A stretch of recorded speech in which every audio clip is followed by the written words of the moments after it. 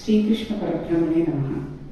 నిన్నటి పారాయణంలో మనం స్వామి అమ్మవారి పమిటి పొంగుతో ఆడుకుంటూ ఉండగా హఠాత్తుగా పమిటి పొంగను చేతితోటి అలాగే పట్టుకుని గబగబా వెళ్ళిపోతుంటే ఆయన వెనకాలే పమిటి పొంగు జారకుండా అమ్మవారు రెండు చేతులు అడ్డు పెట్టుకుని పరిగెడుతూ ఆయన వెనకాలే వెళుతూ ఉంటే మిగిలిన వాళ్ళందరూ కూడా అయ్యవారు ఎక్కడికి వెళుతున్నారు, నీకు చెప్పారా, ఎందుకు అలా వెళుతున్నారు అని అనేక రకమైన ప్రశ్నలు వేస్తుంటే ఆ అమ్మవారు చెప్పలేదు అని చెప్పి ఎక్కడికి వెళుతున్నారో కూడా తెలియలేదు అనుకుంటూ అయ్యవారి వెనకాలే వెళ్ళడం మొదలెట్టింది.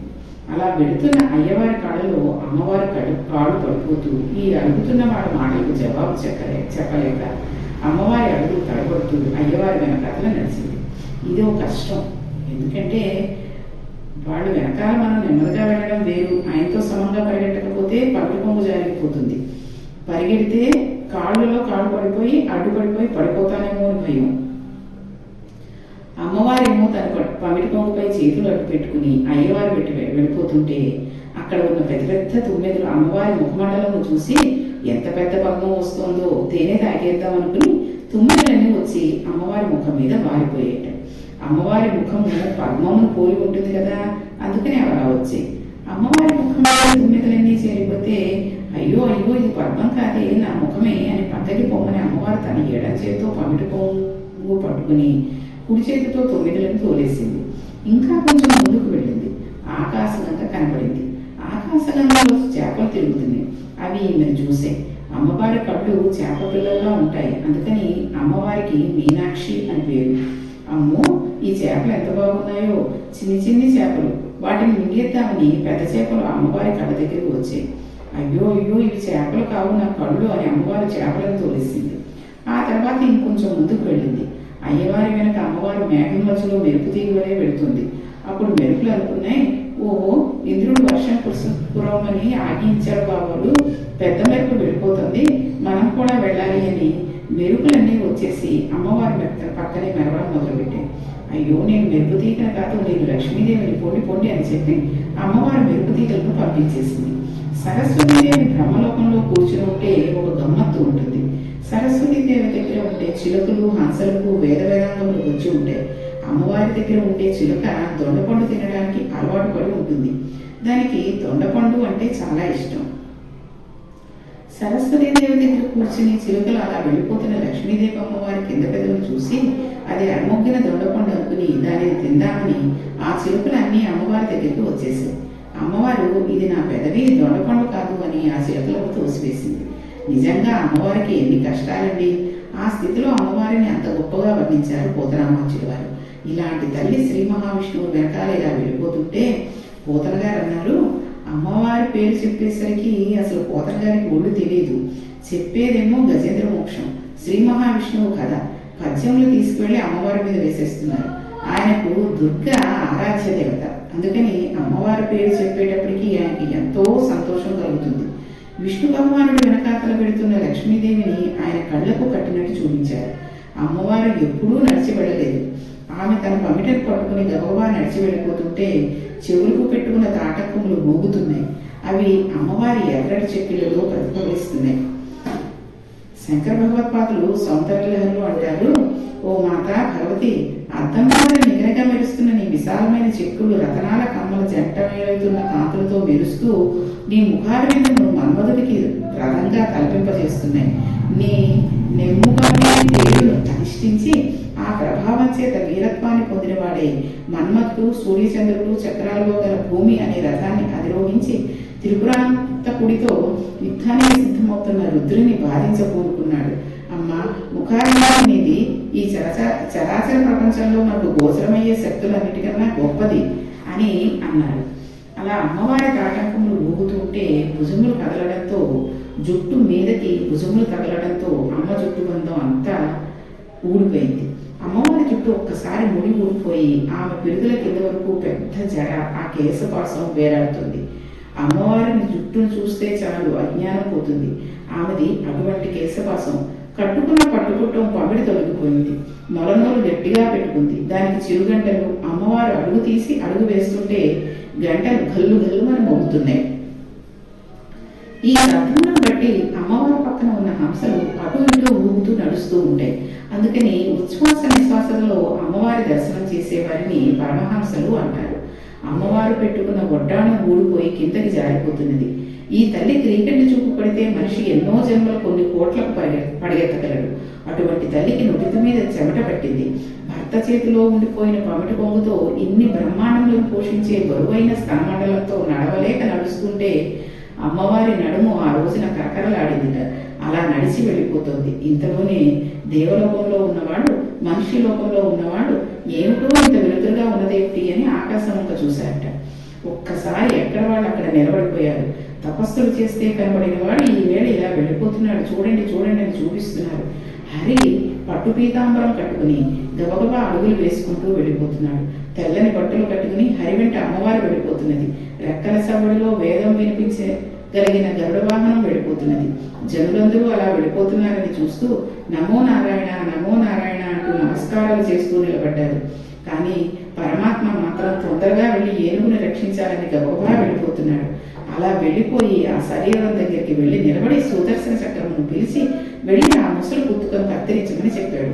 వెంటనే సుదర్శన చక్రం నీళ్లలో పడింది. గుబురాన్ని శబ్దం వచ్చింది. సుదర్శన చక్రం ముసలి కుత్తుకను కత్తిరించేసింది. సుదర్శన చక్రం ముసలి తలకాయను కోస్తుంటే మకరం అనే పేరు గలవి అన్నీ మిక్కిలి భయపడ్డాయి. మకరము అని పేరు కలిగిన మకర రాశి సూర్యుని చాటుకు వెళ్ళి నక్కింది.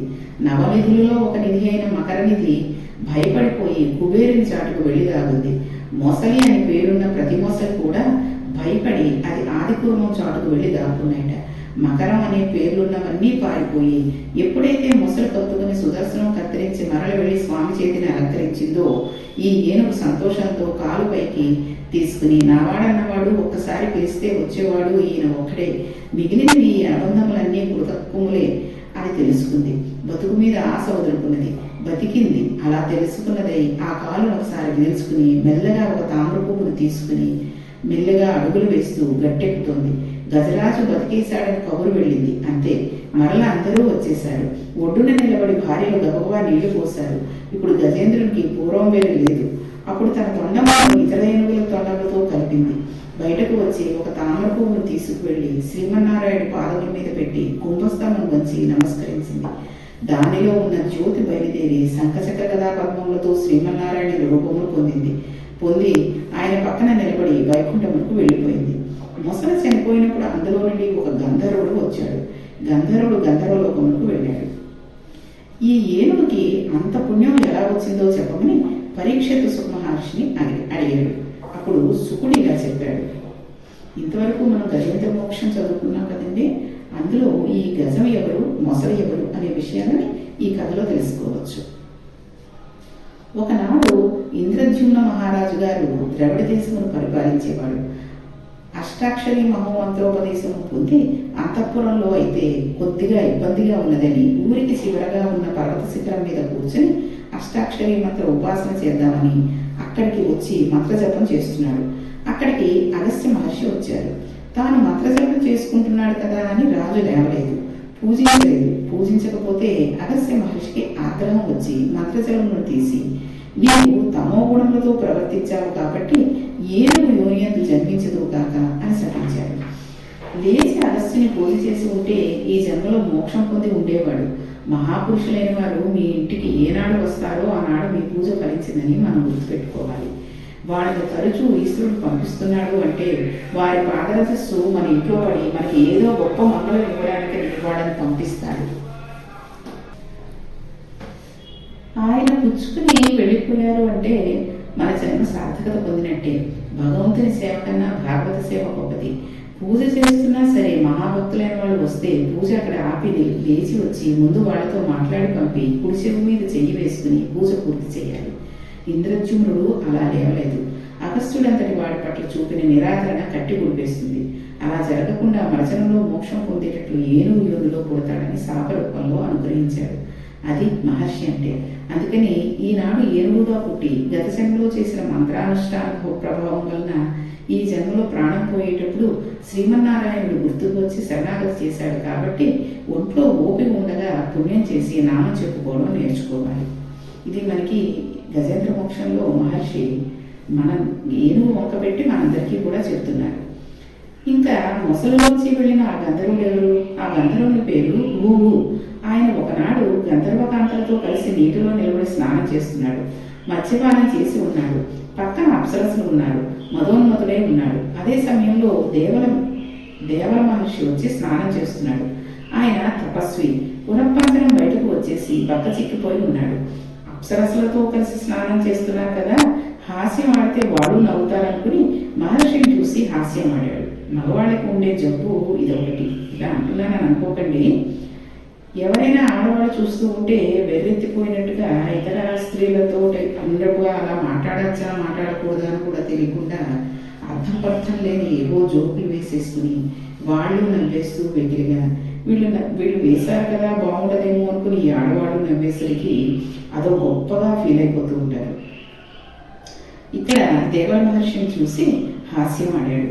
వాళ్ళు నవ్వుతున్నారు. వాళ్ళని బాగా సంతోషపెడతామని నీటి కింద నుండి ఈదుతూ వచ్చి దేవల మహర్షి కాడు పట్టి లాగేశాడు. ఆయన అజ్ఞానిస్తూ నీళ్లలో కింద పడిపోయాడు. పడిపోయి లేచి అన్నారు, నీకు నీళ్ళ అడుగు నుండి వచ్చి కాడు పట్టి లాగడం చాలా సంతోషంగా ఉన్నది కనుక నీళ్ల అడుగు నుంచి వచ్చి కాళ్ళు లాగే అలవాటు ఉన్న మొసలవే జన్మించరుగాక అని శపించాడు. మహాత్ముల జోలికి వెళితే అలాంటివే వస్తాయి. అందుకని మొసలై పుట్టాడు. ఈ జన్మలో శ్రీమన్నారాయణని చక్రధారాల చేత కంఠం తెగిపోయింది. మోక్షం రాలేదు కానీ శాప విమోచన మాత్రం అయ్యింది. అందువలన గంధర్వలోకానికి వెళ్ళిపోయాడు. ఇప్పటి వరకు భాగవతంలో చెప్పిన కథలన్నీ ఒక ఎత్తు, ఒక్క గజేంద్ర మోక్షం ఒక్కటి ఒక ఎత్తు. ఈ గజేంద్ర మోక్షం చెప్పి ఒడ్డున నిలబడిన శ్రీమన్నారాయణుడు ఒక కథ చెప్పాడు. ఎవరైతే ఈ గజేంద్ర మోక్షం అనే కథను శ్రద్ధగా వింటున్నారో లేదా చేతులు ఒక్కి నమస్కరిస్తూ ఈ స్వామి కథను చదువుతున్నారో, ఎవరు వింటున్నారో అటువంటి వారికి దుస్వప్నముల వలన వచ్చే బాధలు పోతాయి, రోగములు పరిహరింపబడతాయి, దరిద్రం తొలగిపోతుంది, ఐశ్వర్యం కలిసి వస్తుంది, గ్రహదోషముల వలన కలిగే పీడలు తొలగిపోతాయి, అపారమైన సుఖము కలిగి మనశ్శాంతితో ఉంటారు. ఇంట్లో అస్తమానం మంగళతోరణం కట్టి శుభకార్యములను చేస్తూనే ఉంటారు. అందున విశేషించి గొప్ప గొప్ప వ్రతములు ఏమైనా చేసిన పిమ్మట గజేంద్ర మోక్షములు వినడం ద్విగుణీకృతమైన పుణ్యం. ప్రతిరోజు ఏ కోరిక లేకుండా ఈ పద్యములు అలా చెప్పుకునే అలవాటు ఉన్న బ్రాహ్మణుడు ఎవరున్నాడో అటువంటి బ్రాహ్మణుడు అంచకాలమునందు యమదర్శనము చేయడు. అతను శ్రీమన్నారాయణ దర్శనం పొంది ఆయన విమానంలో వైకుంఠం చేరుకుని మోక్షాన్ని పొందుతాడు అని శ్రీమన్నారాయణుడే స్వయంగా ఫలశ్రుతిని చెప్పారు.